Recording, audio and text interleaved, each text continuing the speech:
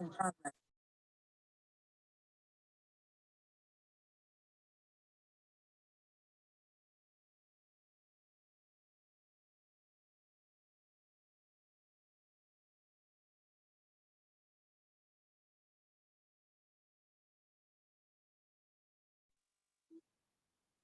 am I audible? You can hear me?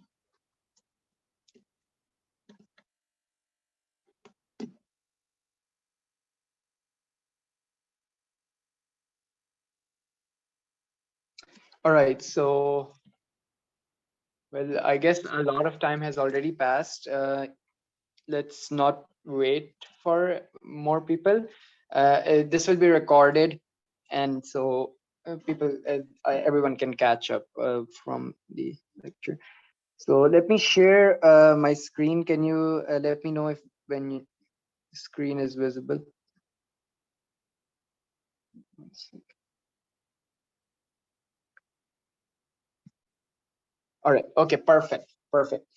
So, is there any question from yesterday's lecture?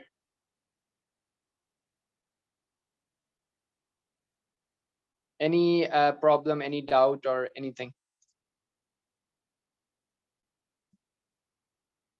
Okay, perfect. So we were discussing physical quantities. We talked about prefixes and how do we make estimates, right? So let's move on to some problems for estimations, right? Just give me 1 second. Right. Okay. So let's look at this one. Let me just open this. Okay. So you can see my pointer. Okay. So here we have a problem or an example which says which estimate is realistic. So here we have a couple of options actually, and so the first one is the kinetic energy of a bus traveling on an expressway is 30,000 joules. And then let's look at all of those, and then we'll do them one by one. Then we have that the power of a domestic light bulb is 300 watts. And then you have the temperature of a hot oven is 300 Kelvin. And finally, there's one more. We have the volume of air in a car tire is 0.03 meter cubes.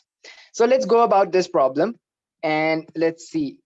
So consider this one. We have a bus and it's traveling on an expressway. So typically a mass of a bus is around what?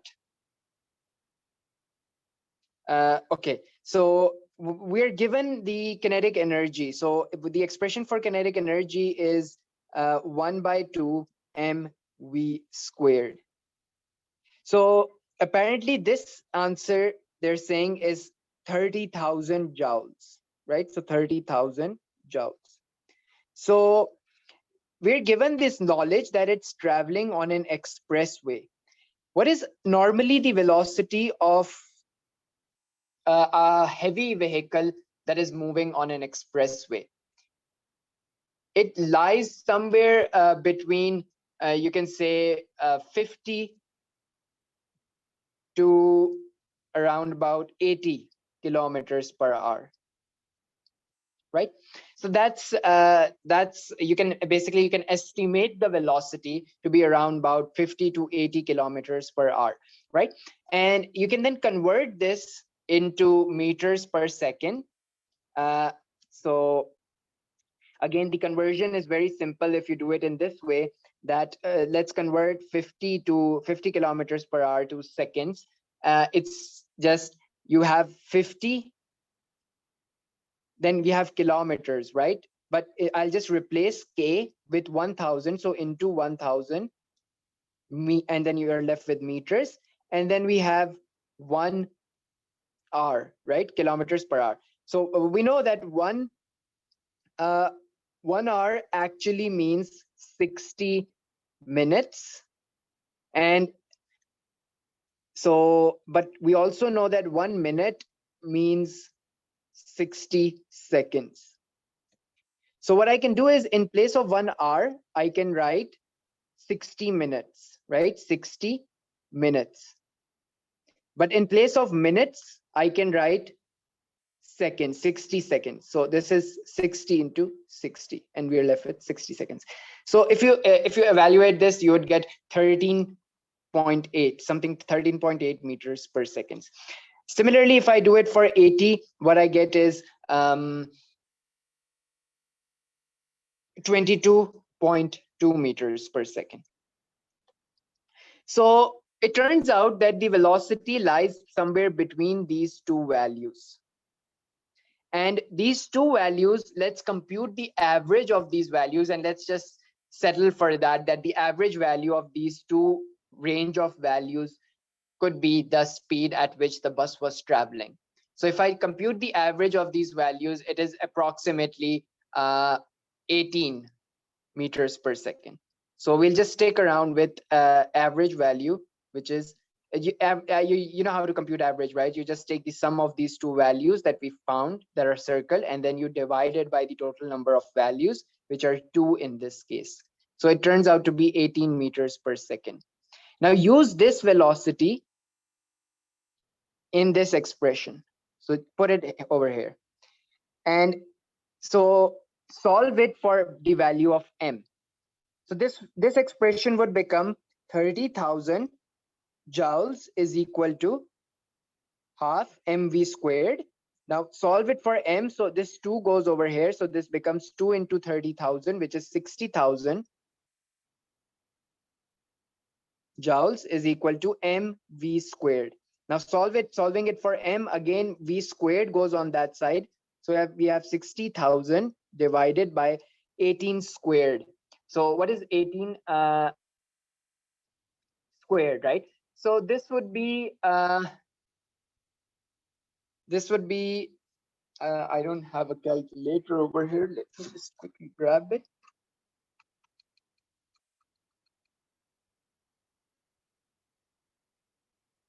All right, so this turns out to be this whole expression. If you solve it for m, this gives you the value of m as 185, approximately 185 kilograms. Now think about this value. Remember what is this the mass of? This is the mass of the bus that was traveling. But isn't that absurd? 185 kilograms. Normally, the mass of 2 people or 2 persons can be approximated to 185 kilograms. But a mass of an entire bus, which is also carrying a lot of people, can that be 185 kilograms? No, of course not, right? So this is not the answer. Then we have this one, that the power of a domestic light bulb is 300 watts. Now think about this at your home. Before we had LED, or now, well, even some people, even LEDs can be up to 20 watts and so on. But normally a house, they have light bulbs which range from 20 to 60 watts, right? So this could be, well, the maximum value for watts that perhaps you have in your home as a light bulb.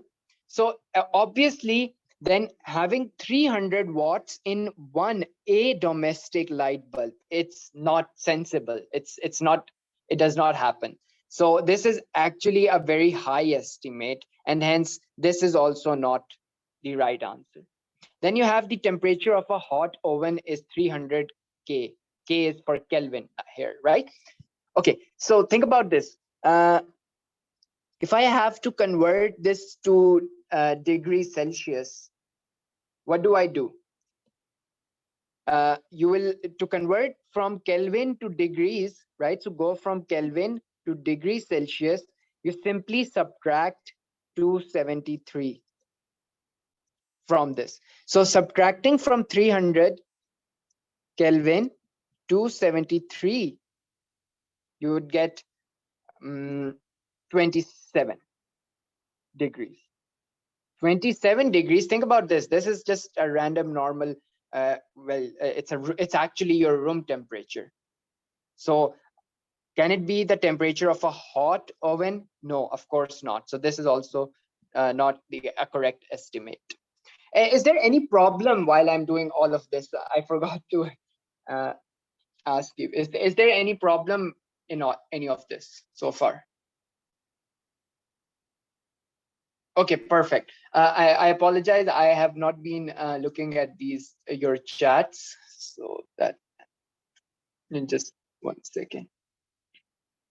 Okay, I'll have to do this. I'll have to open your chat. Yeah, okay. So now it's perfect. So I can now see your messages. Okay, perfect. So now let's move on to this, the last option, which has to be the correct option, right? Obviously, but let's see why. So we have the volume of air in a car tire is 0.03 meter cube. And here we have a typical diagram for a car tire, right? So all of this part is filled, right? And here is where you have the rim of the car at, right? Okay, so suppose a very good estimate for the width of this tire, or the thickness of the tire, is approximately 15 centimeters, right? So this is, let's say this is the thickness of the tire. And then you can make an estimate even for the radius r, the incomplete radius of this tire. Suppose it's 50 or 40 centimeters. Let's pick 40 centimeters. So now that's the radius, and the smaller radius would be, let's just take 10 off from this, so you would have 30 centimeters. So that now here we have some values. Now if I want to find the volume of this shape, we know that the volume would be given by, it is actually pi times the radius squared times the width. So we are denoting width by t. Do you agree with this expression, pi times, and here in place of radius, because we are only concerned with the filled radius, right? So this part is hollow, so we are concerned with the filled part. So that would be capital R, right? This capital R minus this R. So that would give me the length of this side, right? The filled side. So that would be R squared minus small r squared. So is this expression clear? How did I write this expression for volume? Is that okay?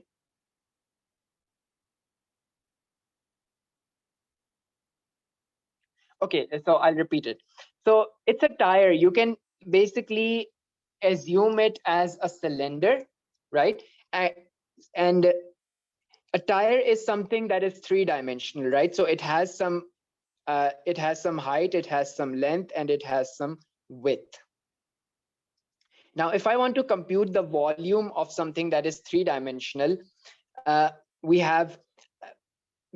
find the base area, which is pi r squared, right? So that's the area. And then you have to include the third dimension as well. So you have to multiply the third dimension, which is normally the height, or it could be the thickness, or something like that, right? So in our case, it's the width or the thickness of the tire.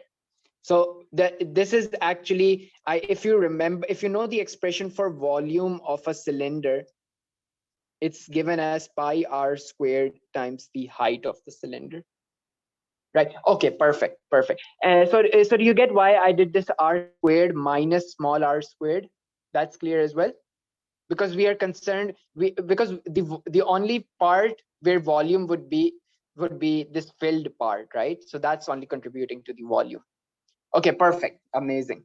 So that's how we get this expression for the volume. And now let's just put the values. So we estimated capital R to be 40, small r to be 30. And well, these values that you pick for capital R and small r, they don't really matter as much. The difference between these two values is where your how nicely you estimated these values, basically that lies over there. So even if you look at this, think about a tire in your head, right? So there is not much difference between this capital R and small r. So that's why we picked a difference of just 10 centimeters. And so this would give me pi, and this would give me, if I write this 40 centimeters in meters, that would be, I put in place of C, I'll put 0.01. So 40 multiplied by 0.01. So that's just 0.4 meters. And similarly, this is 0.3 meters. So just putting in the values, I don't have to do that for you, I'm pretty sure. And for this would be 0.15 meters. So just put in these values, right? And put in the value of r and minus r squared, and squared them, and then you'll find volume to be 0.033 meter cube. So it turns out to be approximately equal to this thing. And this was what you were asked. The volume of the air in the car tire is this 0.03. So now you might be thinking, what if I picked different values of this capital R and small r and even t? You'd still, when you find the volume, if your estimate was sensible, then the volume would still be closer to this value, 0.03, right? It would be very close to this value, and hence you would immediately pick option D as the correct one for your answer. So I guess so we spent a bit too much time, I think, on this. Let's move forward.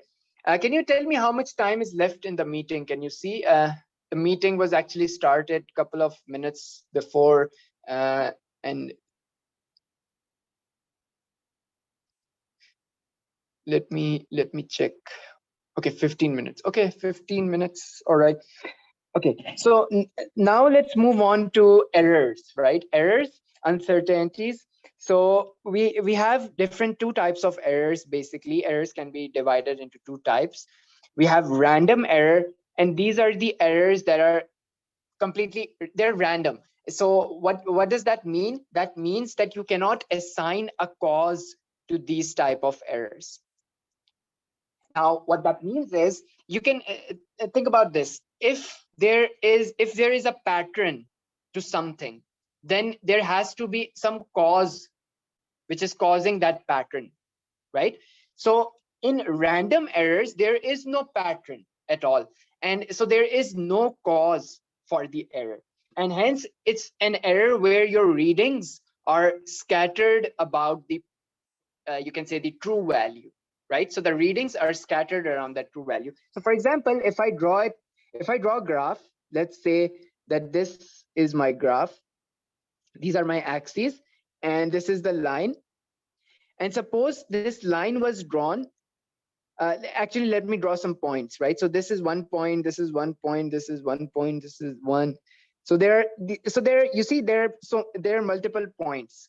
But what you will do here is you will draw a line of best fit. A line of best fit is a line which fits most of the points, or has most of the points closer towards the line.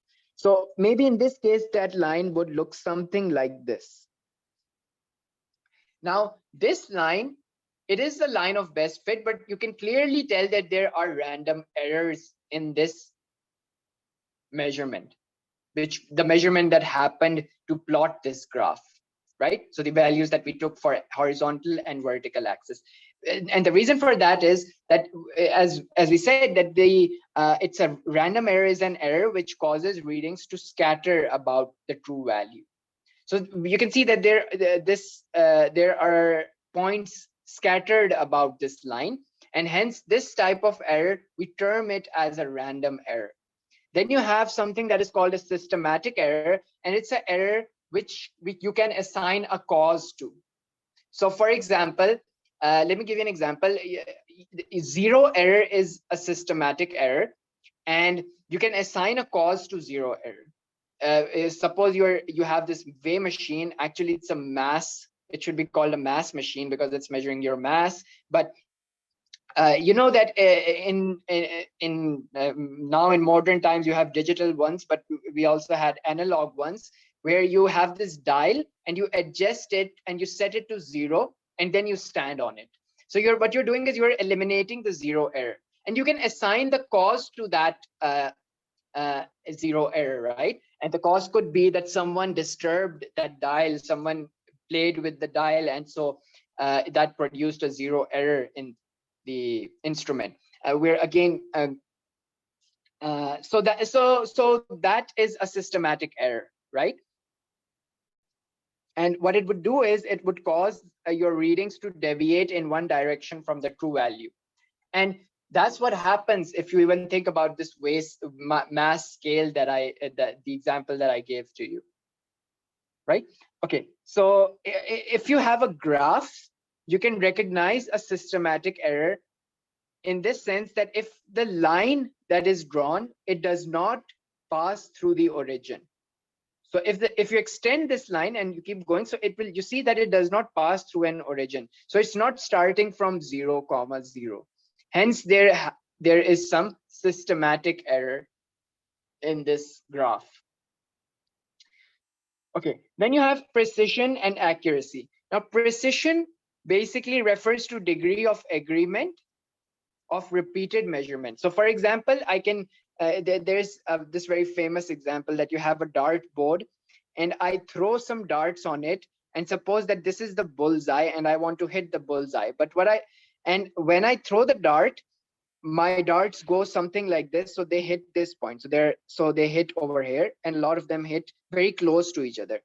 So at this point, I have maintained my precision. The precision is maintained, but it's not accurate. Now, what is accuracy? Accuracy is basically the degree of agreement between the result of the measurement and the true value. So the true value in this point was I wanted to hit bullseye, but I could not.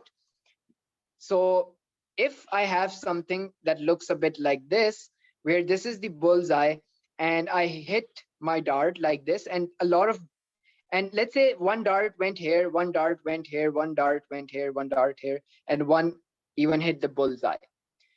At this point, my readings are accurate, but they're not precise because other points are hitting very far away from the target. Right? So let me know, is this precision and accuracy and these errors, these are all clear? I think I've spent too much time on these 4 things. Is it clear, or is there any question regarding these things? Okay, it's clear. Amazing. So, well, here is the graph. Here is this diagram, which also demonstrates the same thing that I just explained with these darts. So for now, we'll skip that. If you have any question in this diagram, you can obviously ask, and we'll go through it. So.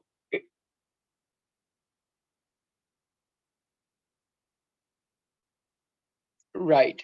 So now we have this thing. Well, the question, I don't know, where did the question go? There should be a question written over here. I'll just write it. So we have we have some quantity. Let's say it's some variable x, and its value is 2.0 plus minus 0.1 meters. So now here, this is the value.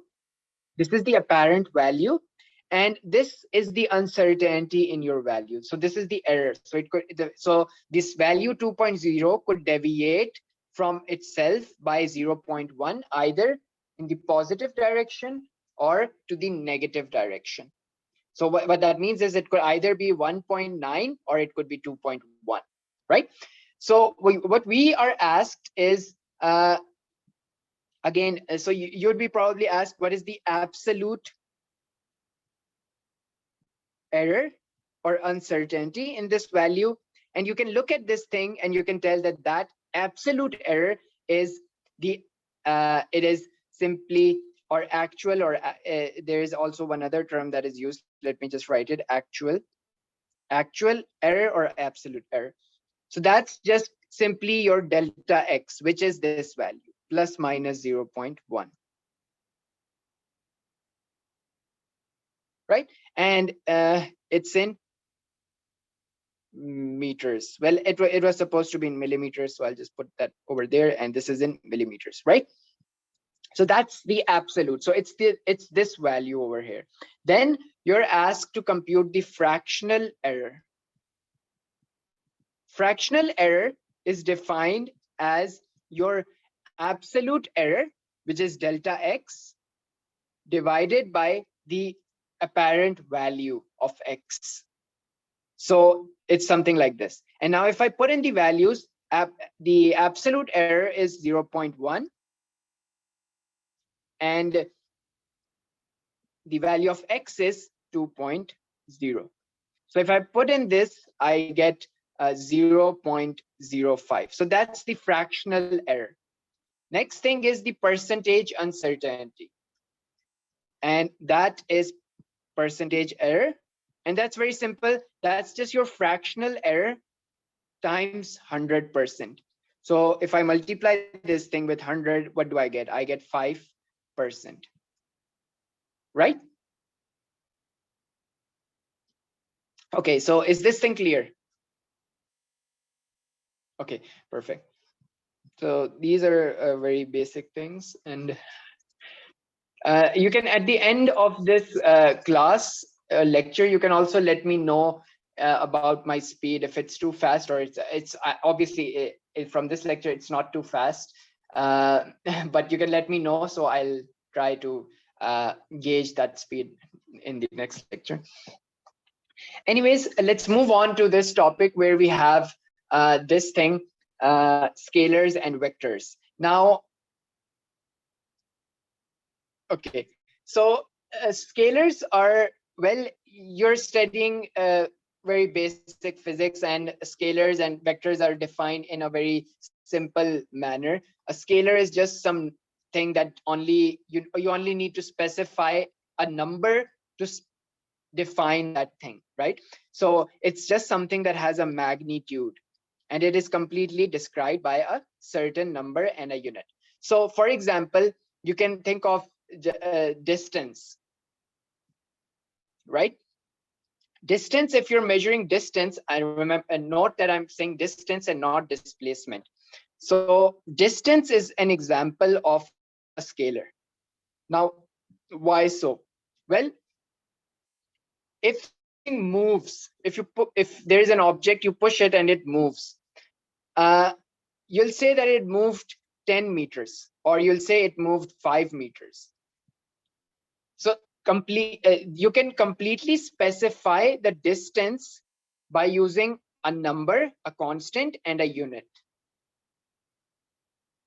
There are more examples of scalars. You have mass. Mass is a scalar, so you don't need to specify any direction for mass. Just a number is enough, and a unit. So for example, someone weighs 70 kilograms. So that's the number and that's the unit. You don't need a direction to give you any further information about mass, right? Now, then you also have vectors. Now, vectors are some things that you need a number, and you also need a direction to completely specify a vector. And we represent vectors by arrows. And so, for example, this is a vector.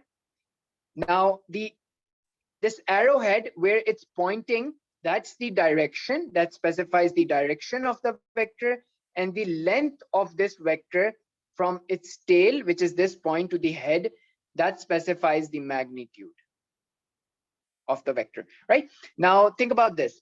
Let me give you an example of a vector. It's force. Why so? For example, consider you have a block, and you say that you are pushing the block, right? You're pushing this block. Is that information enough to write down the force. So say you're pushing the block with 10 newtons. Is that enough to specify what is happening over here? It's not, right? Because so for example, if I push it this way, something else would happen. What would happen? Yeah, exactly. So it would move in this way. If I push it this way, it would move downwards, right? And if I push, so it depends where I push this block. What would happen next? That depends on where I would push this block. Hence, so I cannot just specify the force with one number and a unit. I need to also tell you where am I pushing it towards. So it's either to the right, to the left, or whatever, right? So you need to specify a direction. So that's your vectors and scalars, right?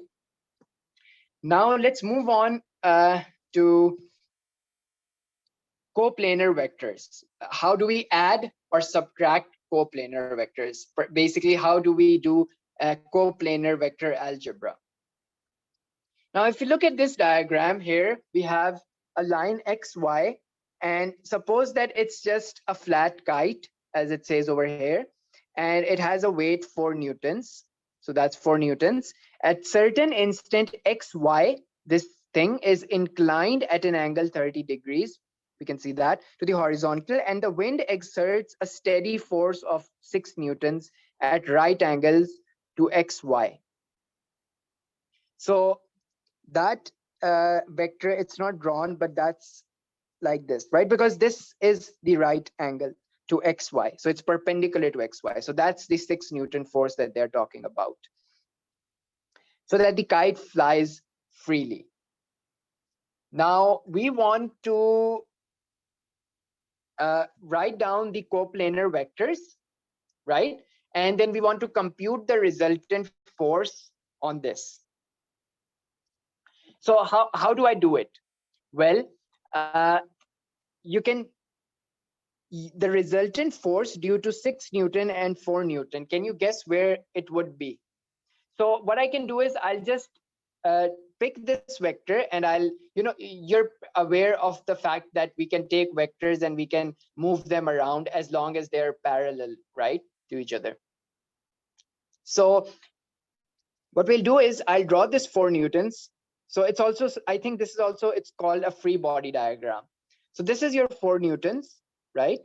And your 6 newtons is this vector. So what I can do is I can take this vector like this. Let's just pick it like this, and I can move it. So this was this vector. Now I can move it and I can put it here, right? So that does that is allowed. You agree with me, right? That this is allowed. You can do